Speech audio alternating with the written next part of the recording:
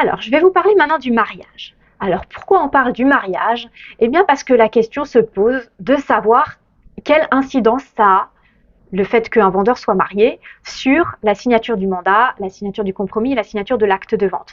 Autrement dit, qui c'est qui va devoir signer? Est-ce que le vendeur, une fois qu'il est marié, ça a des incidences sur la signature du mandat? Est-ce qu'il y a des cas dans lesquels il faut que le conjoint signe ou pas? On va voir donc ensemble ces différents cas de figure.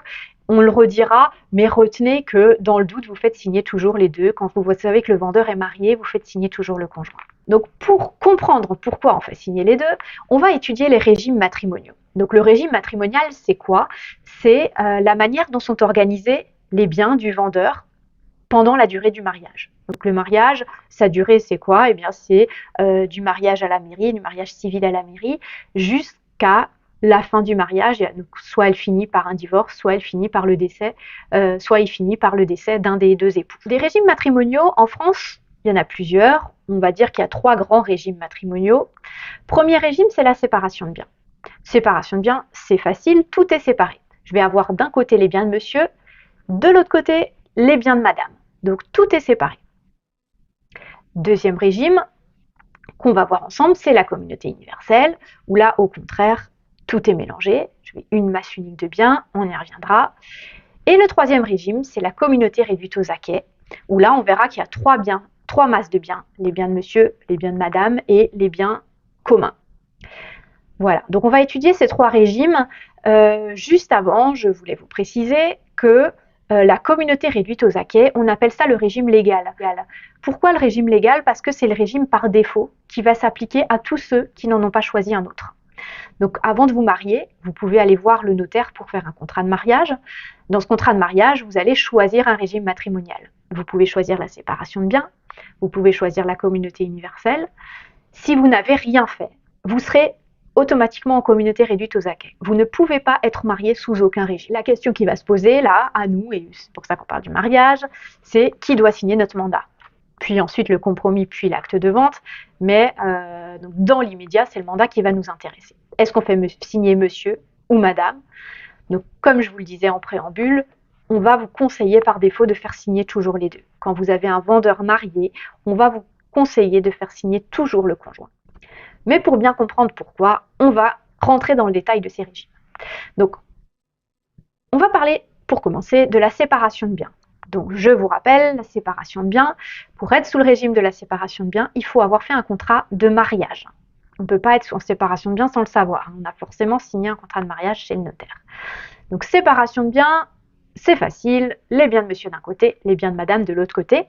Donc, qu'est-ce qu'on a dans les biens de monsieur? On a les biens qu'il a reçus de succession, qu'il a reçus de donation. On a aussi ses salaires. Donc, tout ça, ça va dans sa masse à lui. Et pour madame, pareil, biens issus de succession, de donation, les salaires, tout ça, ça va dans la masse de biens de madame. Alors, on va faire un petit cas pratique sur la séparation de biens. Que vous compreniez bien, donc j'ai les biens de monsieur d'un côté, les biens de madame de l'autre côté. Monsieur a reçu une maison d'une donation de ses parents. Donc cette maison-là, comme on l'a vu dans la séparation de biens, j'ai 2 masses de biens, elle va aller dans la masse de biens de monsieur. Donc, question qui se pose, qui c'est qui va signer le mandat? Donc à prime abord, comme ça, on dirait monsieur est seul propriétaire, il signe tout seul.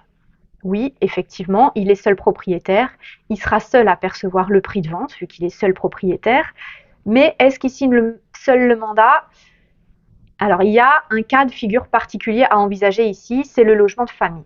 En droit français, vous avez ce qu'on appelle la protection du logement de famille. C'est l'article 215 du Code civil qui la prévoit, qui prévoit que les époux ne peuvent pas l'un sans l'autre disposer des droits par lesquels est assuré le logement de la famille.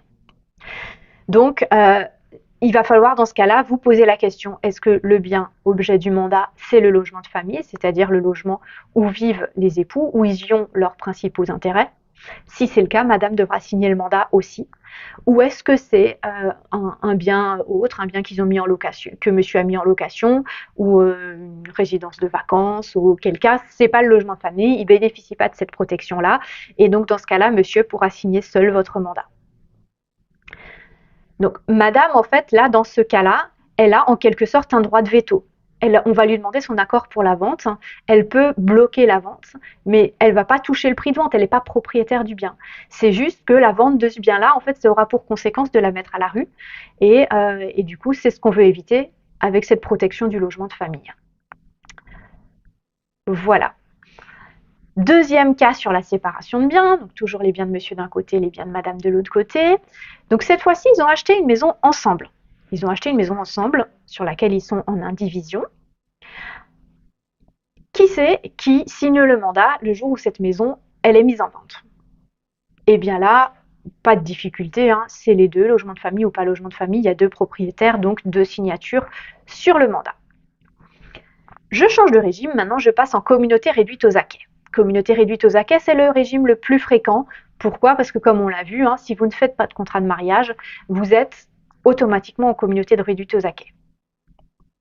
Donc là, j'ai toujours les deux masses de biens monsieur, madame, mais en plus, j'ai un pot commun. J'ai une masse de biens commun. Donc comment on va ranger les biens? Comment on va savoir s'ils sont propres à monsieur ou madame ou si c'est des biens communs? Eh bien, on va se baser sur la date d'acquisition. Les biens que vous détenez avant le mariage, ça reste des biens propres qui vont dans votre masse de biens propres. Et ce qui est acquis pendant le mariage, ça va dans la masse de biens communs, dont les deux sont propriétaires. À ça, il y a deux exceptions. Les biens que vous recevez de succession ou donation, ceux-là, même si c'est pendant la durée du mariage, comme on veut protéger les biens de famille, hein, ça reste des biens propres. Donc, si je me marie et que j'hérite de ma maman après mon mariage, c'est quand même un bien qui va m'être propre. Voilà. Donc dans la masse de madame, on va avoir tout ce qui a été acquis avant le mariage, hein, ce qu'elle possédait avant le mariage, plus les donations et successions, quand bien même elles seraient datées de après le mariage, pendant la durée du mariage. Alors, petit cas pratique sur la communauté réduite aux acquets. Monsieur a acheté une maison avant le mariage, qui va donc dans sa masse de biens propres. Toujours la même question, qui c'est qui signe mon mandat? Alors là encore, hein, comme tout à l'heure, on va devoir se poser la question, est-ce que ce bien-là, qui appartient qu'à monsieur, ça ne serait pas le logement de la famille? Si c'est le cas, madame devra signer également le mandat. Il faudra la signature des deux sur le mandat. Donc il faudra à chaque fois vous poser la question, logement de famille, si la réponse est oui, deux signatures. Si la réponse est non, s'il y a un seul propriétaire, sa signature, elle suffit. Communauté réduite aux acquets toujours. Cette fois-ci, monsieur et madame ont acquis une maison après s'être mariés, qui est dans le pot commun, qui est dans la masse de biens communs. Qui signe le mandat? Eh bien là, les deux époux étant propriétaires, effectivement, on aura les deux signatures sur le mandat. Dernier régime, la communauté universelle. Donc là, je vous rappelle, la communauté universelle, c'est un régime qu'il faut choisir par un contrat de mariage. On ne peut pas être en communauté universelle sans avoir signé de contrat de mariage. C'est comme pour la séparation de biens. Communauté universelle, c'est le régime le plus simple parce que tout est mélangé. On a une seule masse dans laquelle on rassemble tout. Avant mariage, après mariage, donation, succession, les salaires, tout va dans un pot commun. Alors du coup, cas pratique sur la communauté universelle, madame a reçu une maison de la succession de ses parents. Donc cette maison, elle est allée dans le pot commun, dans la masse dans la communauté universelle. Et donc, qui c'est qui va signer le mandat?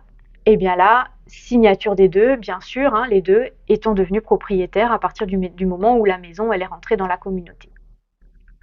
Donc voilà pour le mariage. Donc je voulais juste vous expliquer les différents régimes pour que vous compreniez pourquoi on vous dit faites signer toujours les deux. Vous posez même pas la question, vous entendez qu'il y a mariage, vous faites signer les deux. Ça vous évite de vous poser la question. Est-ce que logement de famille? Est-ce que pas logement de famille? Quel est le régime matrimonial? D'autant plus que vous pouvez avoir un couple qui se marie sous le régime de la séparation de biens et au bout de quelques années, au bout de 20 ans de mariage, ils décident de passer en communauté universelle.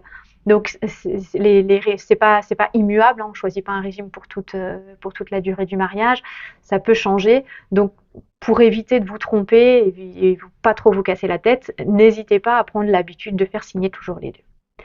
Alors pour finir sur ce module sur le mariage, je voulais juste vous dire un mot du Pacs et du concubinage. Donc c'est juste pour vous dire que la protection du logement de famille actuellement elle n'existe que dans le mariage. C'est-à-dire que quand vous allez avoir des partenaires de Pacs ou des concubins, il n'y a pas de notion de logement de famille. Donc, il faudra récupérer le titre de propriété et regarder sur le titre de propriété qui c'est qui est propriétaire. Et c'est cette personne-là qui signera votre mandat.